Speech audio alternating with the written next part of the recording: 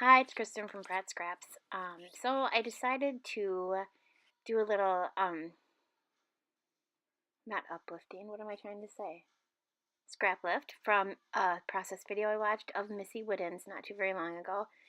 And she did this tic-tac-toe um, layout format with pictures of her husband. So I had a few pictures of my husband and I from different, we were watching.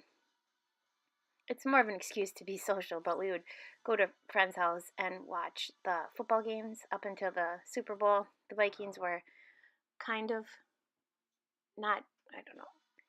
They were in the running to be in the Super Bowl. They didn't make it, obviously, but they were in the running, so we were watching the games. And so, anyway, I backtrack a little bit what I was doing there. I just covered the page with the gesso, and I don't know if my gesso was getting old or what, but it was really clumpy, and there was a lot of dried in it, so that was kind of weird. And it was really hard to spread, so I may have to, maybe in the market, to purchase some new. And the Vikings colors are yellow and purple. Yellow and purple are very hard, or not yellow, but purple is very hard to find in the scrapbooking world, as many of you know, especially if it's not like flowers or something that you're going for. So from the get-go, I knew that I would be using some paints and mixed medias to get the purple into this layout. I brought out my gelatos and my watercolors and I started with my Delusions crushed grape ink spray and just started going to town. I mean, part of me wanted to keep the squareness of the different squares, because when Missy did it, she even said she treated each little square as a different, almost like a different layout kind of thing. In the end, mine doesn't really work out that way, but I'm okay. I'm happy with it for the most part. I wanted to get the pictures documented. I never did journal on this layout. I probably should. But then again, it might be pretty self-explanatory that we were just watching football games, but I don't know. Yeah, I had I have three sets of these different paints, watercolor paints, and so I just used the purple out of these two. The other one is called Decadent Pies, and there really isn't a good purple in that one. This one I believe is tropical, and the other one I used was Classics. So those are the three I have. And then I let it dry. I have to stop a few times. I just kind of left it all in here because it's the reality of scrapbooking. But at first I printed these pictures. I just wanted the three to make a tic-tac-toe. So there's just a little picture of my daughter who went skiing for her first time yesterday. But I'll use that somewhere else. So anyway, I had a 4x6 paper, and I used my pick frame to make it into 4 little pictures. And going through the motions here, and I realized not very long into this that these are just too small. And now I have been a Canon selfie user for a few years now, but this past November my husband bought me the Epson PictureMate printer because I run a daycare, and I had one selfie at my daycare and one selfie at my home. And I do a lot of projects with the kids where I use their picture because they're little. And anyway, one of the children broke they pulled the picture as it was coming out, because it goes in and out and in and out, and it's just a little bit too fascinating. And I turned my back, and they broke some inner mechanism in the printer. So, anywho, I just wanted to try what it was to see what the Epson was like. So I did end up getting that, and for this reason right here, I was able to reprint these pictures at home at a 5x7 size, on a 5x7 size, and therefore my pictures were just a little bit bigger and worked out a little bit better for this layout. Most of the time, I am 100% still happy with the selfie that I now have at the daycare house, again, because I kept the PictureMate here in my home. So I think the photo quality is equal. And the sizing I don't really get too hung up on, because it doesn't matter to me if it's a true 4x6 or 2x3 or 3x4. So there's that. Okay, prior to this video, I went through all of my little packets of ephemera and pulled out anything yellow and anything purple, which is very little. So I'm just kind of playing with this, and I probably could have recorded this for 3 hours because this process took a long time. And it isn't at all what I end up with is not how I started, but that's the process. So yeah, just a lot of moving around and things like that. But it was fun to try to do that. So yeah, just a lot of purple, a lot of yellow. I wanted that frame to fit around our faces a little better, so I just cut it and glued it to make it just a little bit smaller. We're actually both smiling. My husband's not much of a smiler, and I'm not either. When I was in, oh gosh, like fourth grade, I was being cool dude on my 10 speed, and I took a spill and ended up breaking my front two teeth. Not my front, the very front teeth, but the front one on the left, and then the one next to it on the left hand side.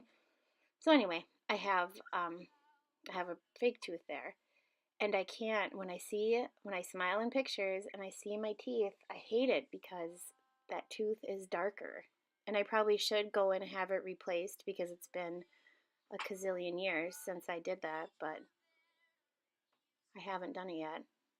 But anyway, it's just I hate it. I hate my tooth. So anyway, we were kind of both smiling in that picture, so I thought that frame was very appropriate. I love this little chicken bird thing. It was in one of the Bella Boulevard farm ephemera pack. It was a cute little barnyard cutesy set that they did, and I just really like that bird. He's cute and funny. And we're not like the most serious. I mean, we're serious about each other and our relationship and whatever, but not like we're not serious people. We're pretty easygoing, laid back. So having a chicken on our paper or on our page is very appropriate. So there's that.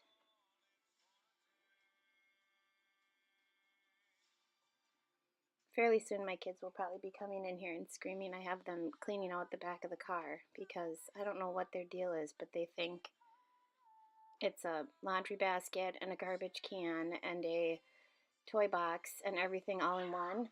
Oh, here they come. They're hollering at each other.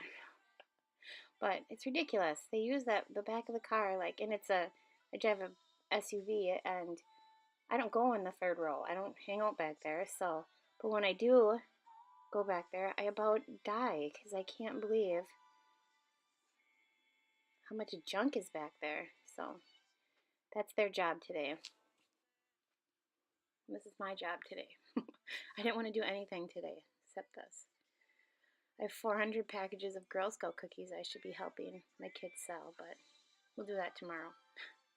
Well, and then I get this bright idea. I have these gold, it's just the whole thing is missing something to me. So I remember I have these vintage gold overlays, gold framed overlays. And I'm like, maybe I could use that to kind of accentuate my tic-tac-toe-ish pattern. And I end up on just using the middle one. Yeah, and that, I think it works. Gives it some texture. These little circles are from a bag I had with polka dots on it.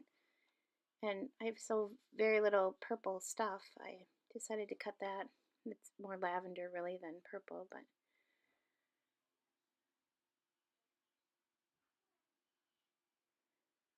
yeah, there's that little square.